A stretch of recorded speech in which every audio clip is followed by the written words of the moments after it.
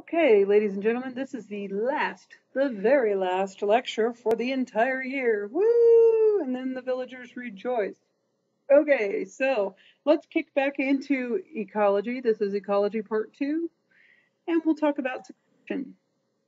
Natural changes in a community take place over time, and that's called community succession.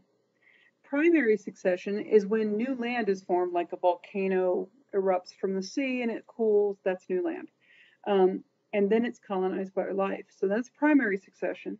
Secondary succession is what you see here. It's a community, if a community is destroyed, it's then recolonized by living organisms. The final process in community succession is the climax community, which are stable, natural communities with little change. Climax communities in Idaho are most commonly either mixed sagebrush grassland or ponderosa pine forest, depending on where you are in the state. Each ecosystem is made up of two types of factors. All life-supporting layers of the Earth are known as the biosphere, and biotic factors are all living organisms in the biosphere. The abiotic factors are all the non-living things in the environment. So examples could be like air currents, temperature, elevation, moisture, light availability, soil composition, etc. So the biosphere is the entire life-supporting unit of the Earth. Anywhere life exists is the biosphere. Each biosphere is broken down into the major ecosystems, and inside each ecosystem is communities. Then populations make up those communities, and then individual organisms make up those populations. So it's similar to taxonomy, where it's like the house that Jack built, where you go from broadest to most specific. There's different kinds of feeding types in ecosystems.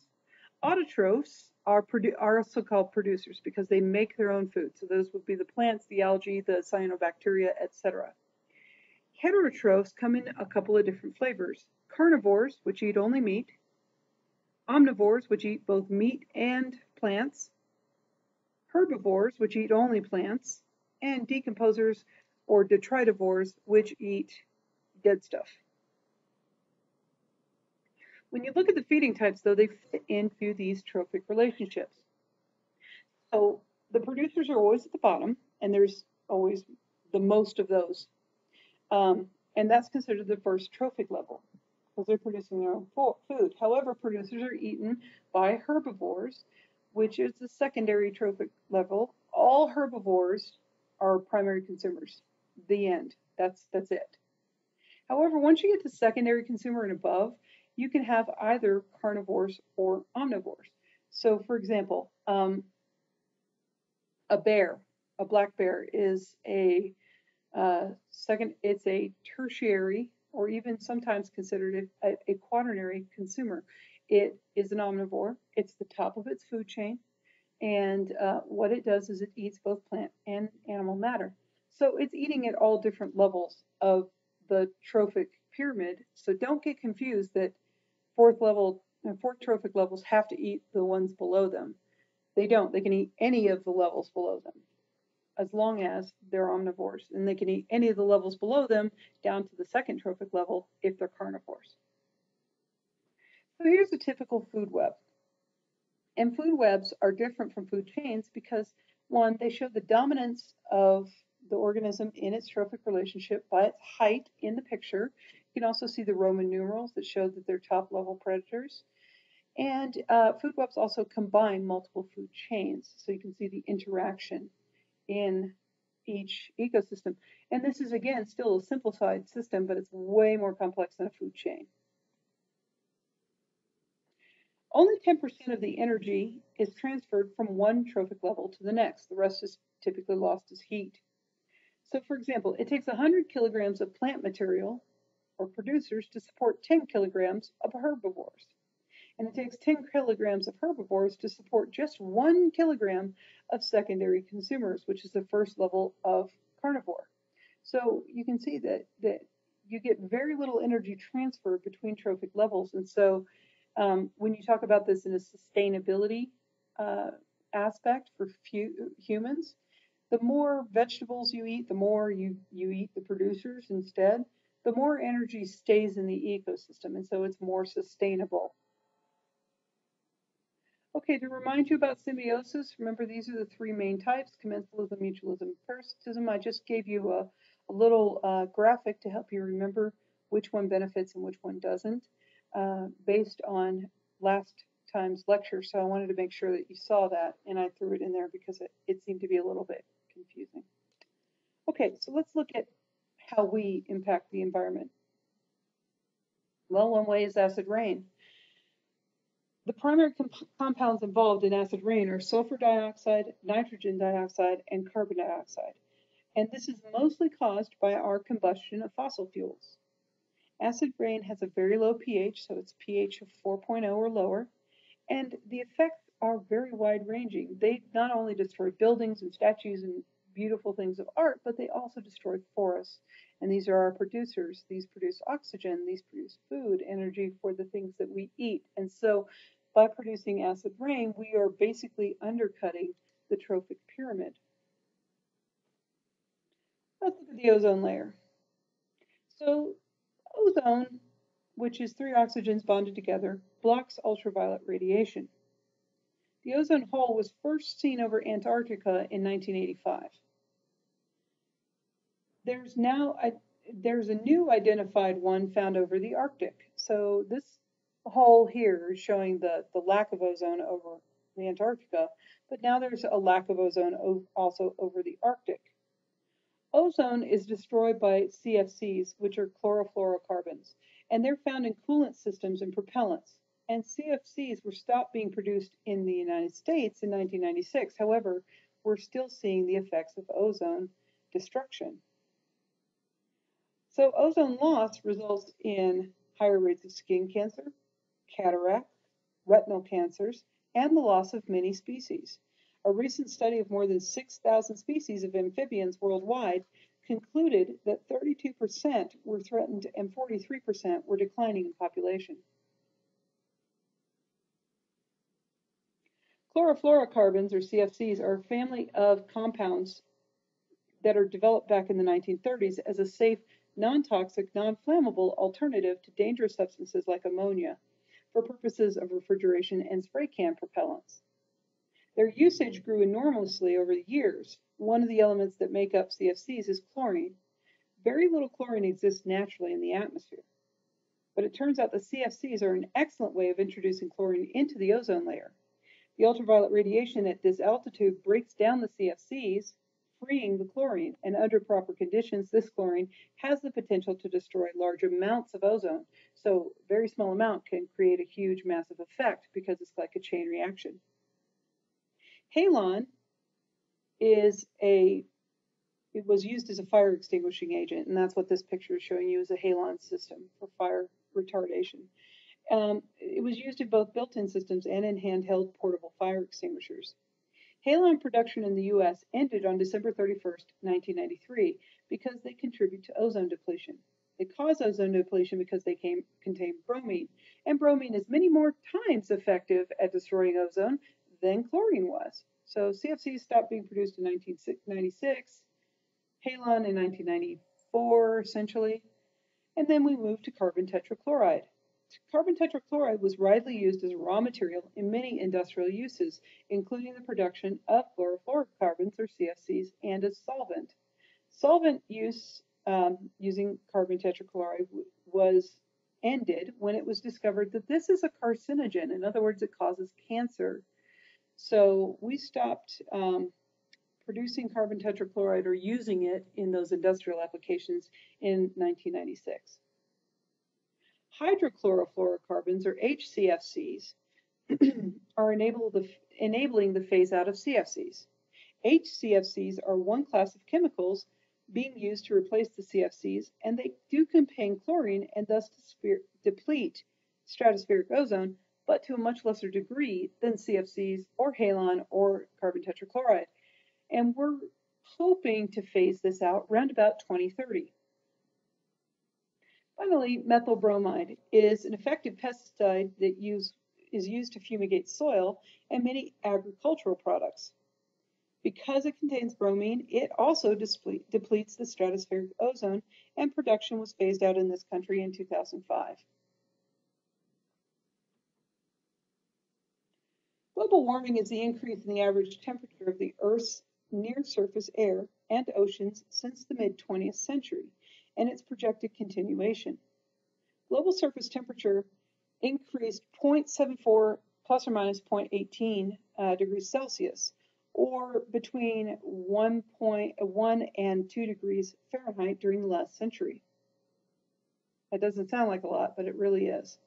The Intergovernmental Panel on Climate Change, or the IPCC, concludes that anthropogenic, in other words, man-made greenhouse gases are responsible for the majority of the observed temperature increase since the middle of the 20th century, and that natural phenomena such as solar variation and volcanoes probably had extremely small warming effects on the atmosphere,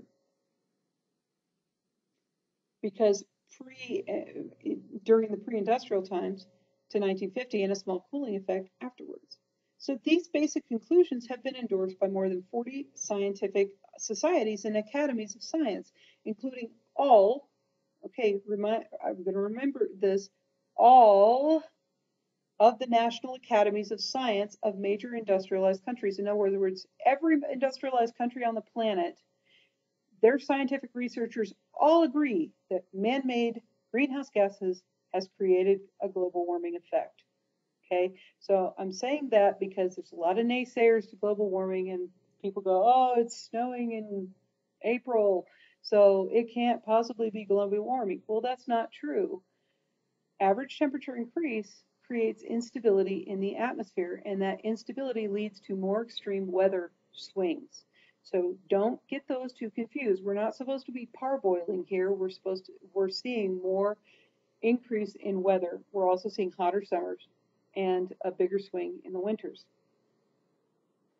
Climate model projections summarized in the latest IPCC report indicate that global surface temperature will probably rise a further 1.1 to 6.4 degrees Celsius. That's a lot. That's 2 to 11.5 degrees Fahrenheit during the 21st century.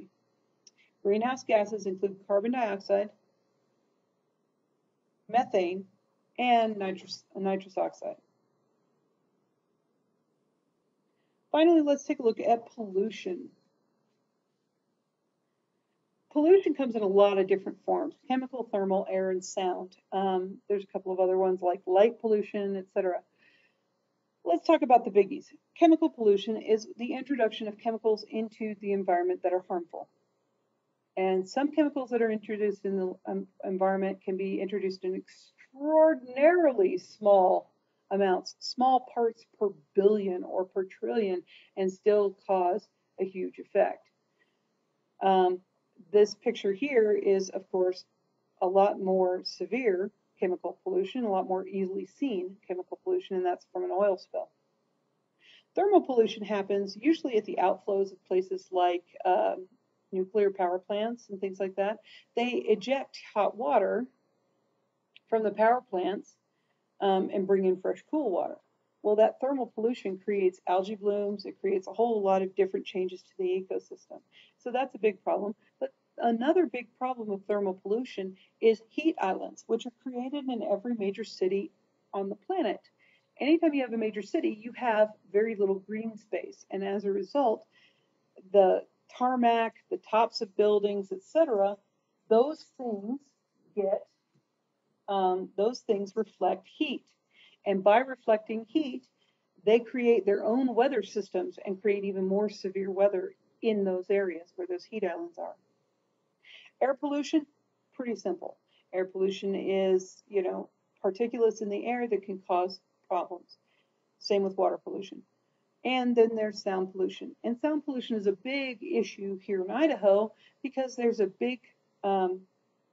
lot of competition between conservation groups and outdoor recreation groups, because many people, like in Yellowstone, for example, they want to ride their snowmobiles in the park when the snow's in there. And many of the conservationists are saying, no, you can't, or you can't all the time.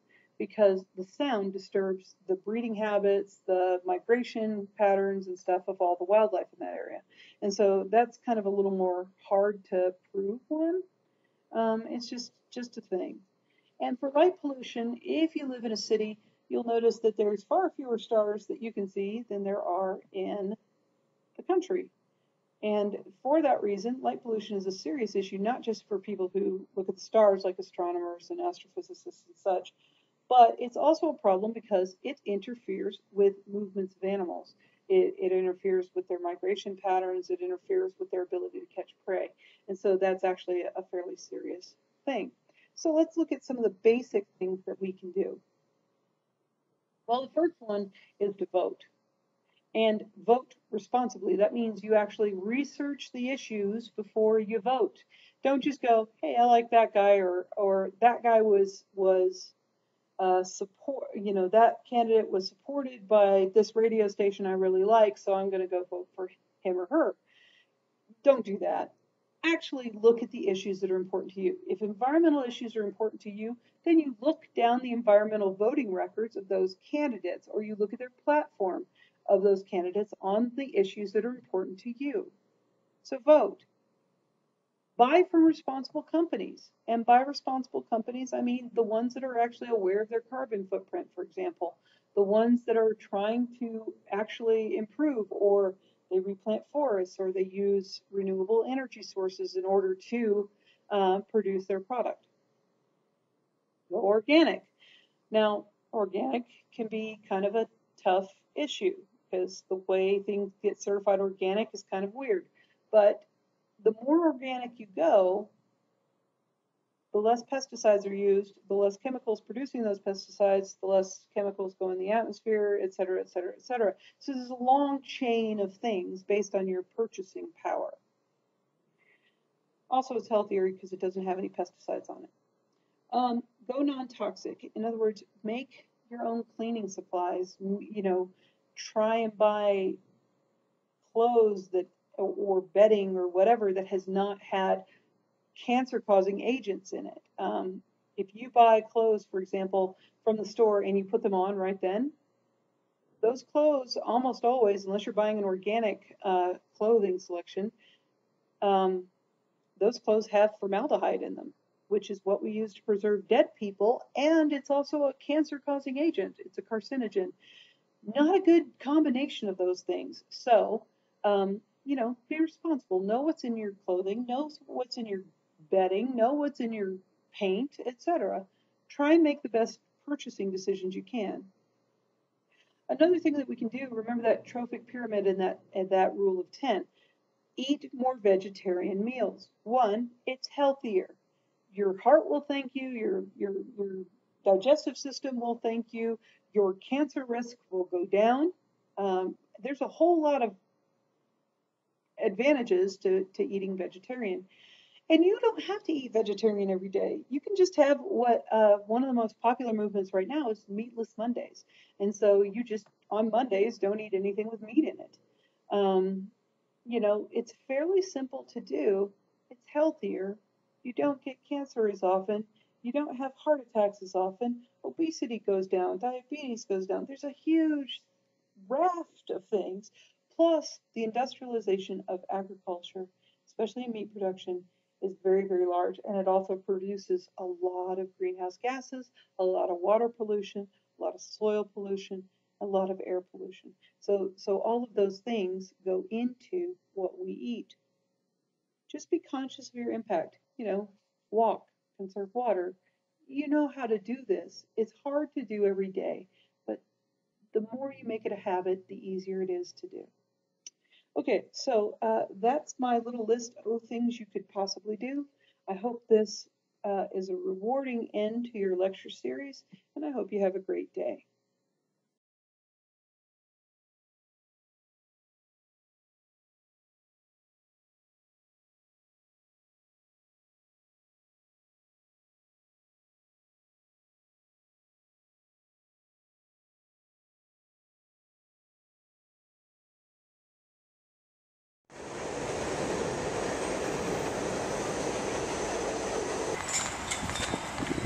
The experience that I had today was different.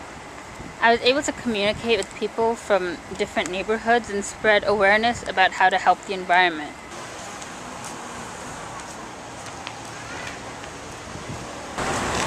Here in Woodside is a very unique neighborhood.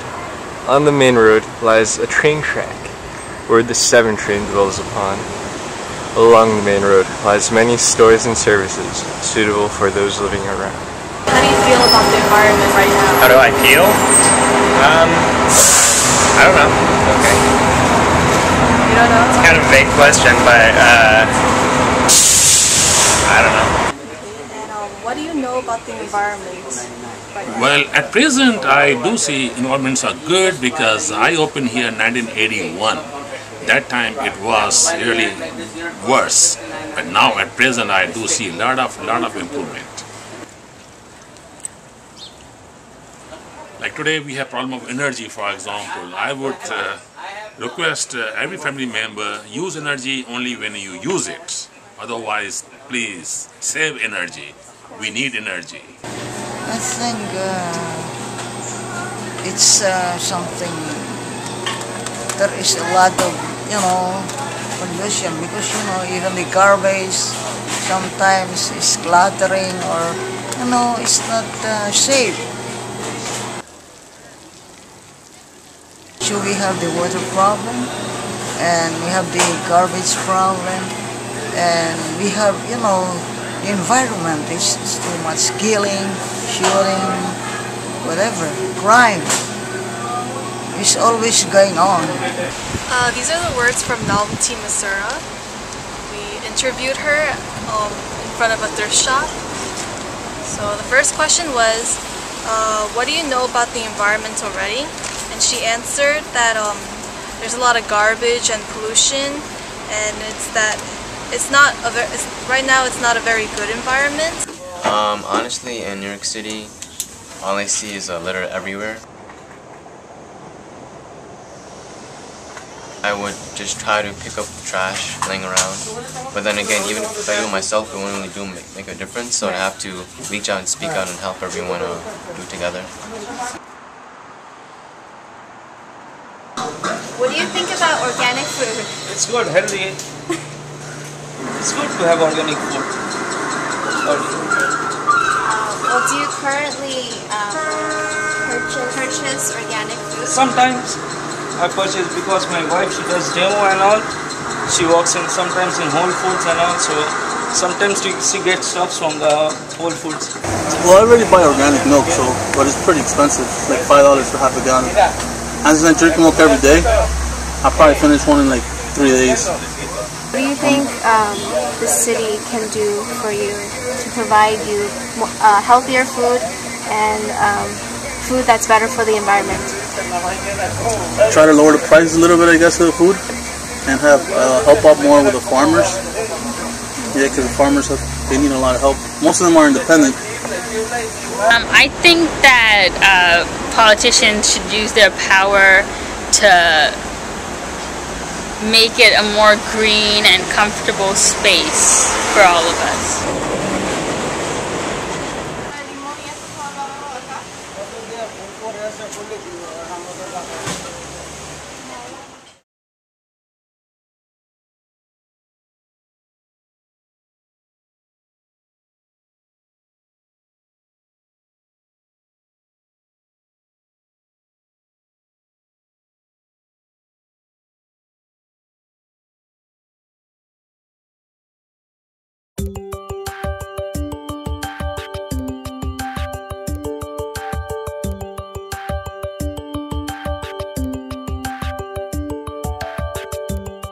What are the most important events in the collective environmental memory of humanity?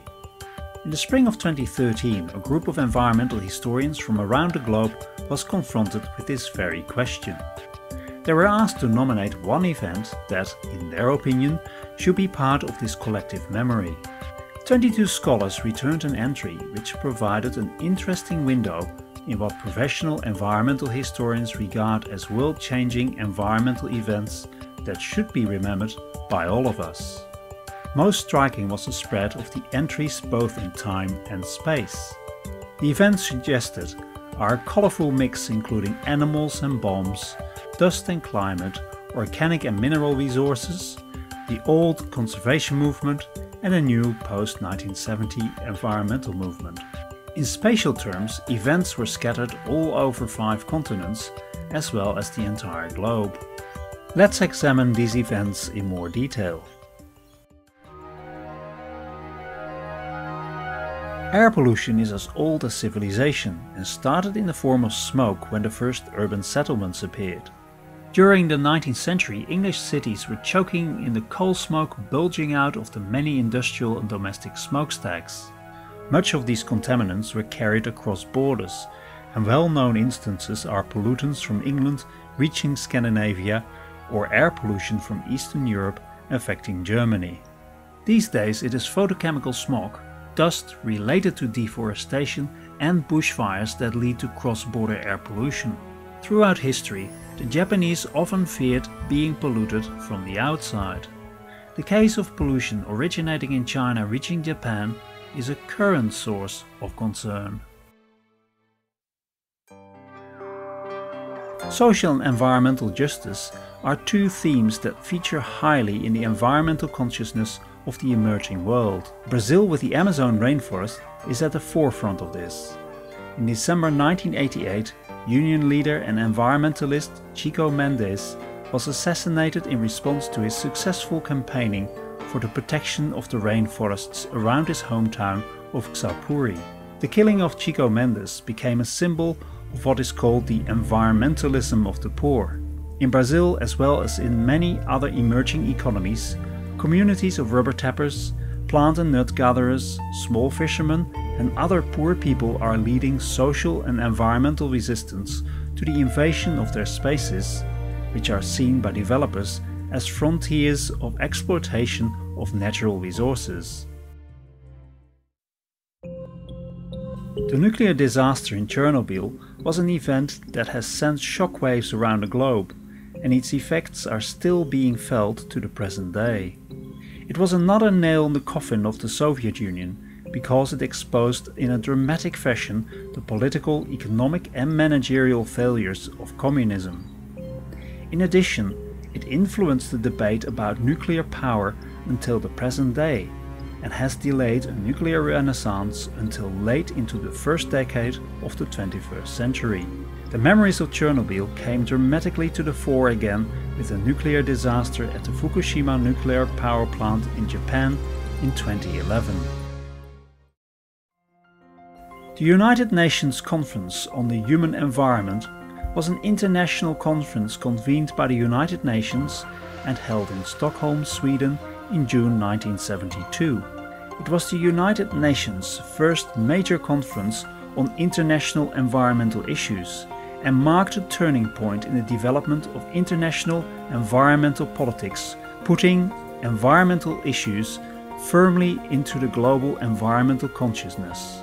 The meeting was heavily influenced by the report for the Club of Rome, which predicted a resource and environmental degradation problem that would lead to a collapse of the global civilization by 2020. The Stockholm Conference provided the blueprint for the environmental summits in Rio de Janeiro in 1992 and Johannesburg in 2002, when the attention shifted to the issue of global warming.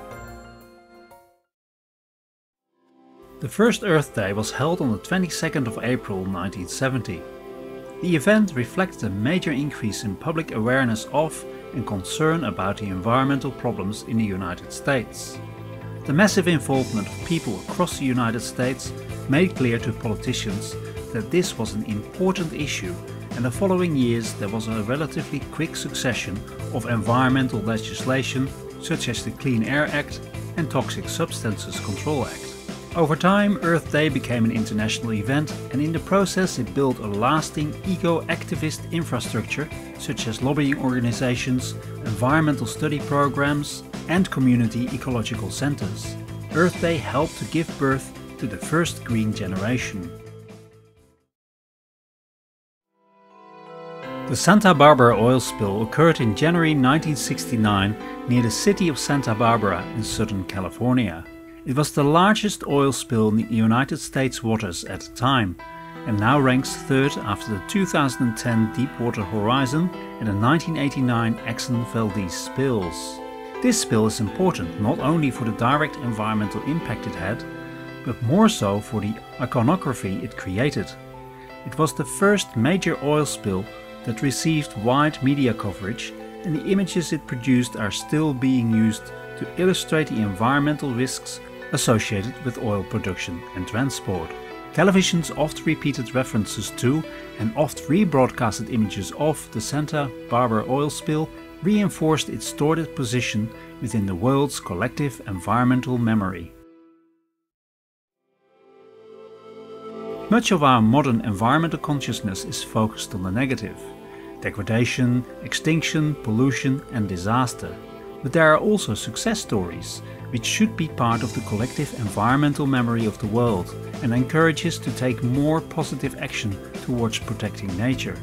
In 1961, in what is now the South African province of KwaZulu-Natal, white rhinoceroses were first successfully tranquilized, thus enabling their translocation throughout the continent and indeed around the world.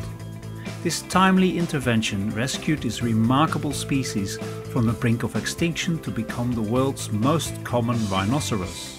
It is a not often told story, but it has been the blueprint of many species relocations around the globe in order to save them. The end of humanity or civilization has been popular in Gothic and proto-science fiction literature since the 19th century. H.G. Wells' War of the Worlds is a good example of Armageddon unleashed on the world population. Real-world events, such as the Black Death, also reverberate in the environmental memory of Europe and Asia. But nothing had prepared humanity for the powers that would be unleashed during the 20th century. The mushroom clouds over Hiroshima and Nagasaki have been burned onto the retina of present-day global consciousness. The introduction of nuclear weapons into warfare has to be considered as one of the most important environmental events in human history, with its potential to wipe out and alter life across the planet. The further development of nuclear weapons since the Second World War even threatened the very existence of the human race itself. Nuclear warfare became the ultimate apocalypse and Armageddon. Small events can have enormous consequences on the course of history. Andreas Steele's development of the chainsaw in 1929 is such a small development which had huge consequences for the world's forest ecosystems. It heralded a period of greatly accelerated worldwide deforestation that continues to the present day. It has huge social, political and economic impacts, and the life and death of Chico Mendes is an example of this. The chainsaw is the ultimate example of industrial power unleashed on the ecosystems of the world and should be part of our collective environmental consciousness. For most of human history, societies have lived within an important ecological limit. Farmers in all agricultural societies relied on nitrogen-fixing bacteria to replace whatever nitrogen the annual harvest removed from the soil. Over the long term, the quantity of food that a society could produce depended on how fast bacteria could replace that nitrogen. The recycling of nitrogen-rich human and farm wastes, known as manure, helped, but that recycling was not enough. This limited the growth of the world population. In 1913, two scientists at the German chemical firm BASF invented a process that could fix nitrogen from the atmosphere, and by doing so they could artificially improve poor agricultural soils. This removed an important limit on the increase of agricultural production, but it also led to environmental problems that are observed worldwide. Today, through the production of ammonia using the Haber-Bosch process and the unintentional fixing of nitrogen through combustion processes, societies fix nitrogen on the same scale as the world's bacteria, resulting in too much nitrogen entering the biosphere. The accumulation of nitrogen plays a role in increased levels of nitrate in groundwater, the formation of hypoxic dead zones at the mouth of rivers, photochemical smog acid rain, the formation of fine particles in urban areas, and increased emissions of the greenhouse gas nitrous oxide. In essence, the fixing of nitrogen by humans has disrupted the nitrogen flow of the Earth system, and the consequences are complex and possibly long-term. The big blow-up of August 1910 climaxed with the great fires that swept the northern Rocky Mountains of the United States. They were the first great wildfires fought by the new US Forest Service, and some 78 firefighters died in the process. The experience traumatized the founding generation of the Forest Service and led to a total ban of fire from the state forests in the United States. This had global consequences, and as a result, in many countries, keeping fire out of forests became an important policy. The results of this was the accumulation of fuel on many forest floors, and by the late 20th century it had become clear that fires were part of forest ecosystems and could prevent large blow-ups. Nowadays, in many parts of the world, preventative burning has become a common practice. In general, the management of fire is humanity's unique ecological signature, the one thing humans do that no other creature can. The big blow-up can thus stand for all the other choices humanity has made regarding its control of combustion, including the big burn of fossil fuels that is shaping the present age of the Anthropocene. In 1902, the US Reclamation Service was established, renamed into the Bureau of Reclamation in 1923. Its purpose was to develop arid and semi-arid areas for agriculture and settlement, but the Bureau is most famous for the large dams it built, including the Hoover Dam on the lower Colorado River, the Grand Coulee Dam on the Columbia, and the Shasta Dam in Northern California, all completed in the 1940s. The impact and influence of the Bureau of Reclamation on landscapes and river systems around the globe is considerable. It altered not only the river and land environments of the American West during the 20th century, its expertise also became one of the United States' most important exports, with the US helping other countries pursue similar strategies in the post-World War II era. With the growth of technological power in the 19th and 20th century came also a growth in applying these technologies to extracting resources on scales not seen before. Oil extraction is one, and open pit mining is another. Open pit or mass destruction mining is the process of digging away entire mountains or creating enormous pits for the extraction of metals or minerals. It leaves large scars in the landscape. By 1990 it was estimated that world open pit mining operations moved 20 billion tons of rock each year, making it a more powerful geological force than natural erosion. If global demand for metals continues to grow, the pressure to expand mass destruction mining will likely to grow with it. Although not yet part of the environmental memory of the world, it will certainly leave huge scars on the planet that will only heal with geological time. Climate change is the most prominent environmental issue of today. It has anchored into the collective consciousness beside the other major concerns of humanity, like religion, war and questions of justice.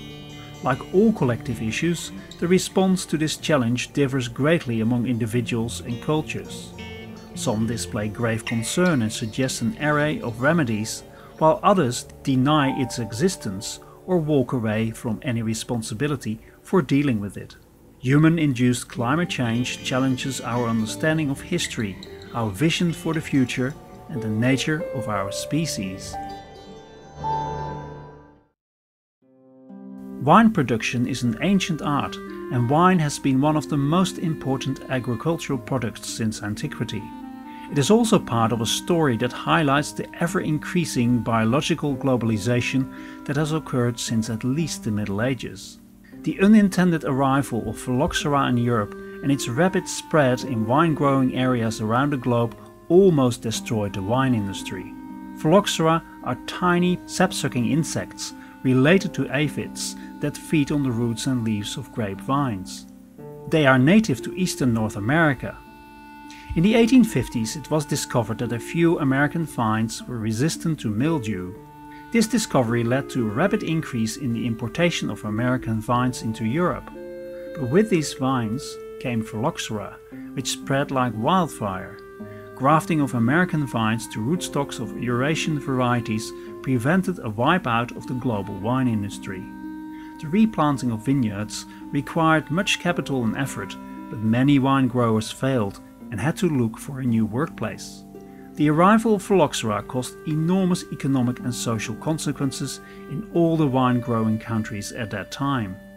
It is a reminder that biological exchanges are a driving force in history.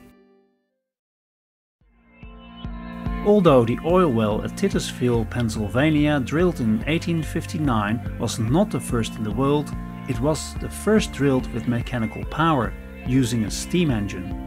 This well symbolizes the shift away from a coal economy to an oil and gas dominated one. The rise of oil has had one of the most pronounced effects on world history. It made the automobile possible, a development that changed the face of the planet and drove urban expansion in a way never seen before. The long-term consequences could even be more dramatic, with the growing indications that with burning the black gold we are altering the climate of the planet. As such, the triplet of energy history, transportation history and climate history are taking charge of the agenda of environmental historians. One of the world's great transformations in global environmental history has been the plowing up of the world's grasslands to grow grain. The process began at the western end of the Eurasian steppes, in present-day southern Russia and Ukraine, in the second half of the 18th century. In the 19th and 20th century, the Great Plow-Up spread to vast areas of the prairies and Great Plains of North America, the Pampas of South America, the Veldt of South Africa, northern India and North Africa, and the plains of Hungary and Romania. This process was driven by the transport revolution, aided by the construction of railroads, cargo ships, ports and grain elevators. Facilitated by domestic and international markets, the grain was consumed by the globe's burgeoning urban population. The conversion of large parts of the world's grasslands to arable fields was achieved with great social and environmental cost. Indigenous populations were forcibly driven off the land, and their way of life, which was based on herding or hunting livestock, was destroyed. The Indian Wars of the late 19th century and the wars on the Eurasian steppes over many centuries between states based on farming and pastoralism opened the way to the plough. The ploughing of the fertile soil to grow grain was also followed by ecological disasters, of which the Dust Bowl on the southern plains of the United States in the 1930s is probably the most infamous. The ploughing up of the steppes is a story that is directly related to the rise of oil, nitrogen fixation as well as the transportation revolution, and is part of the environmental legacy of the 19th and 20th centuries. Between 536 and 551 AD, tree ring growth was very low throughout Eurasia and many other parts of the world. Contemporary writers in southern Europe described what modern climate scientists call a dust veil event that sharply reduced the amount of solar radiation reaching the Earth's surface. It has recently become clear that we are dealing with one or more huge volcanic eruptions in the tropics. These eruptions put enough dust in the atmosphere to affect the Earth's climate for years. The resulting depressed temperatures and disrupted weather patterns reduced biological productivity, including that of food crops, resulting in famine and social disruption around the globe during the 6th century. This event resulted in the transformation of societies around the globe, including in China, the Mediterranean, Scandinavia and the American Southwest. It signaled the dawn of the Middle Ages in Eurasia. Because of its scale and importance, this event should be part of humanity's collective environmental memory. The AD 536 event is an important test case for comparing the environmental resilience of different societies.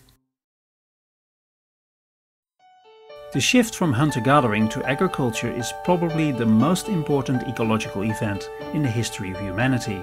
The agricultural revolution is a global event because it happened in parallel developments in many parts of the world, although at slightly different times. Agriculture revolutionized the way people interacted with other species, which revolutionized the way people interacted with each other as well. It made complex urban societies and states possible, and everything historians study has been a byproduct of this. The myth of agricultural ideal, spring fertility festivals and many religious practices hark back to the period when agriculture began and shows the centrality of it in our global collective memory.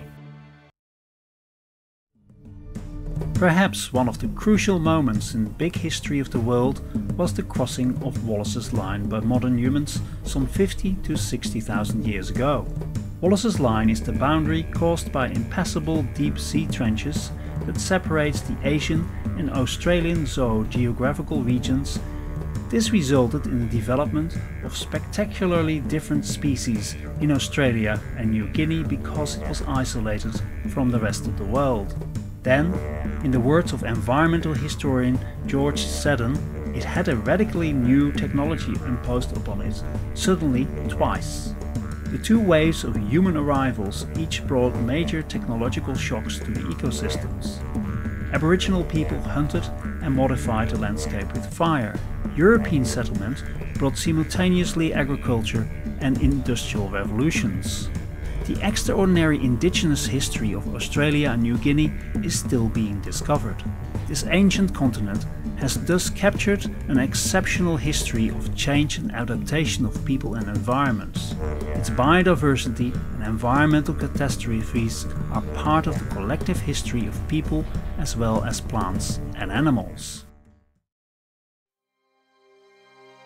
There are few events that humans around the globe owe more to than the incident that occurred on Mexico's Yucatan Peninsula some 65 million years ago. At that point in time, a huge asteroid hit the Earth, releasing over 1 billion times more explosive energy than the atomic bombs that hit Hiroshima and Nagasaki. This impact finished off the domination of the dinosaurs and opened new pathways in the evolutionary history of the world and made room for our primate ancestors. There are no traces of the collective memory of humanity of this event before the late 20th century, because when it happened, no one was around to see it. However, it left a memory in the crust of the Earth, one that all humans share. The cataclysm helped humans to evolve and multiply and dominate the surface of the planet. And the site in Yucatan reminds us that big history and environmental history are intertwined. The future is uncertain, but one thing is for sure. There is no end of history, and humanity will change continuously, and large and small environmental forces will shape this change along the way. One of these forces are natural disasters. In the not so distant past, people believed that when and where disasters struck was up to the gods. Now we know that there are areas on the globe where it is not a matter of if, but when a large natural disaster will strike. Tokyo is one of these places. This largest megalopolis of the world is sitting right on top of a very active fault line. What will happen when a large magnitude 8+ earthquake hits this urban conglomeration that houses over 25 million people and is one of the largest concentrations of capital, people and power in the world? It is for sure that in the interconnected world of today, such a mega disaster will ripple across the globe and influence almost every society and country. But that is all in the future, and a history that has not yet colored our collective memory, like Hurricane Katrina, or the Boxing Day tsunami of 2004, or the big earthquake of Lisbon in 1755. One day, a massive earthquake in Tokyo will be added to this illustrious list of natural disasters. But for now, it's still fiction.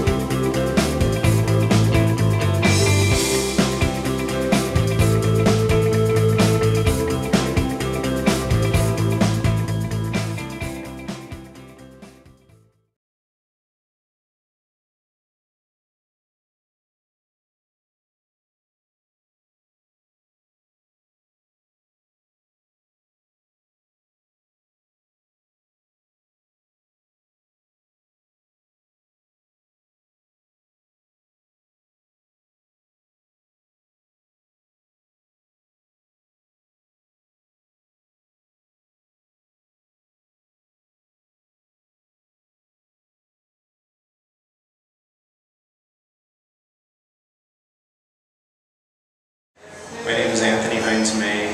I work on installations, site-specific, and in this case, exterior to interior segues of space. So at the base, on the outside, you'll have the actual tree, and as it stems inside, the limb starts breaking as it enters in an interior space. These are pixelations of nature. I basically am gridding pieces of tree, pieces of limb to create a dialogue or a discourse about the effects of technology on nature, on climate.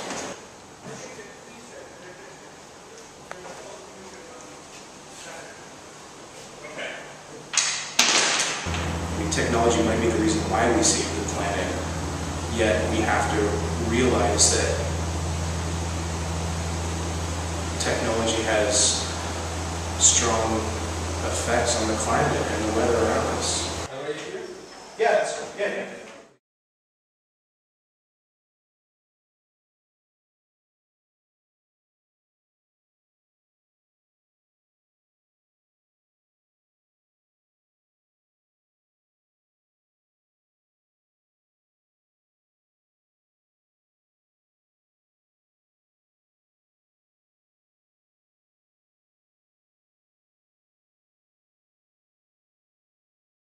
When people walk into this particular installation here at the Armory, I think what's interesting is some people say, this makes me very happy.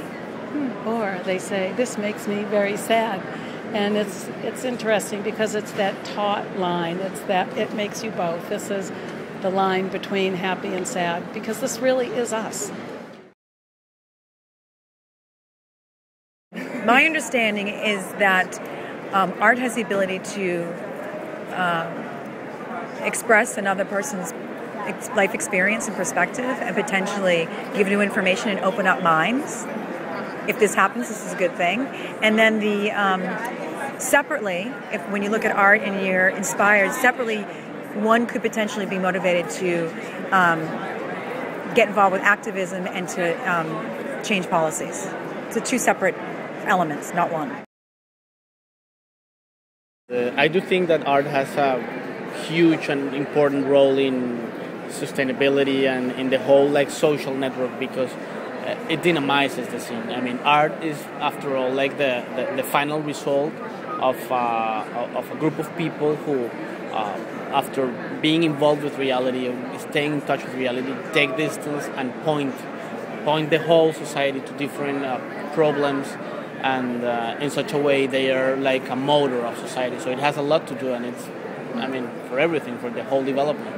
Especially in a country that has so many political, economical, and social tensions, artists have been like witnesses of the whole reality, and through their work they have how you say that? I don't know if that's a word in English, but to immortalize or many of those problematics, just to remember us that those things happen, and in other times just remembering also us that future is going to be different, and they've been really, really important, and in arts, music, everything. The art as a bigger thing, they've been really important for Colombia's development.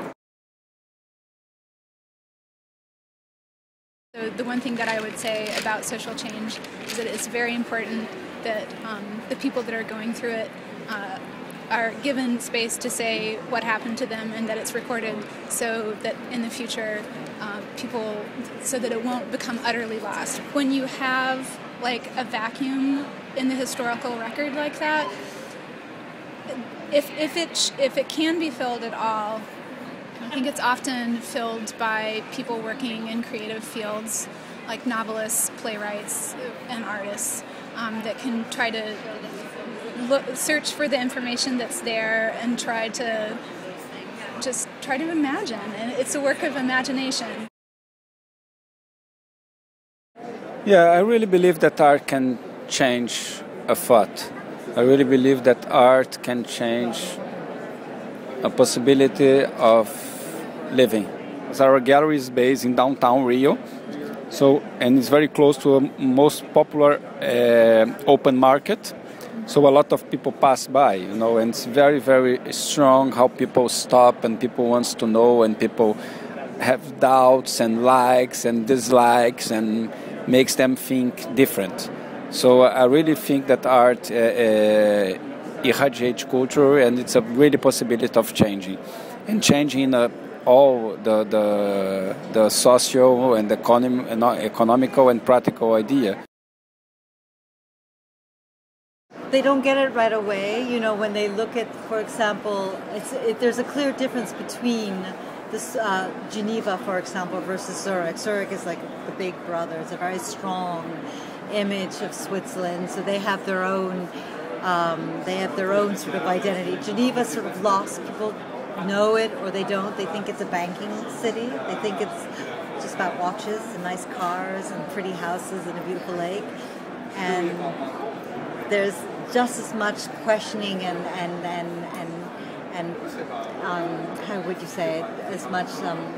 There's almost power in their expression in the Swiss-French side as much as the Swiss-German side. So it's definitely there. It's just not right away recognized. But some of the strongest artists that are coming from Switzerland are coming from the Swiss-French side, and they're represented all over the galleries here, and they're quite clear and they're not little sheep.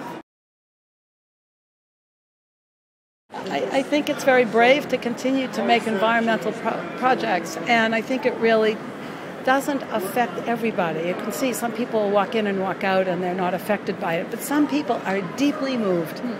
And I think it's really interesting because when you get a few, it translates and it transfers into so much more than that. And everybody needs a contemplative moment, and everybody really needs to think about what's important to us in the world and what kind of society we leave for the next generation. And I think that this says that as strongly as one can say that.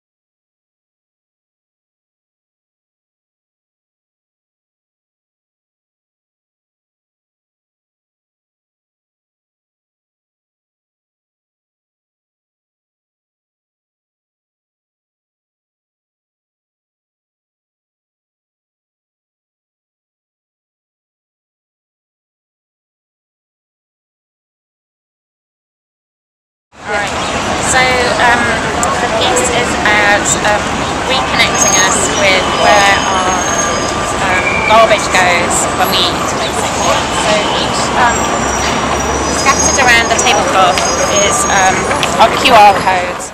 So some of the other topics are colony collapse disorder in bees. This code takes you to a page on that. And this is this deals with type 2 diabetes in children, and it links with the soda can. And then this one takes you to a page on microplastics in the environment and the ocean. And basically it's meant to be a piece that's pretty and attractive, that attracts you in to look at it, and then when you start playing with the codes you realise that there's a more important message behind it. A lot of these pieces are actually taken from actual garbage, so I did holographs and then printed the images of the holograph onto the tablecloth, and then the giant plastic cutlery on the top relates to it's just a reminder. Whoop, there it goes. It's a reminder of how ubiquitous they are and how we use them every day, but we really don't think about where they go when we throw them away.